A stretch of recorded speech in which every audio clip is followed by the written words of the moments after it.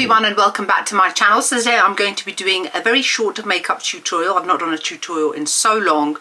Base makeup and everything will already be done, but this is going to focus on the eyes, the lips, the cheeks, because I'm sure you've seen from the title, today's makeup tutorial is themed around the Pantone color of 2025, which is called Mocha Mousse. So we are focusing on warm tones, browns, perfect kind of shade which I would say flatters brown skin tones. So I've just created my own little version of this, so kick back, relax. Hope you guys enjoy the video. Like, comment, make sure you subscribe to my channel, and I'll see you all soon. Bye.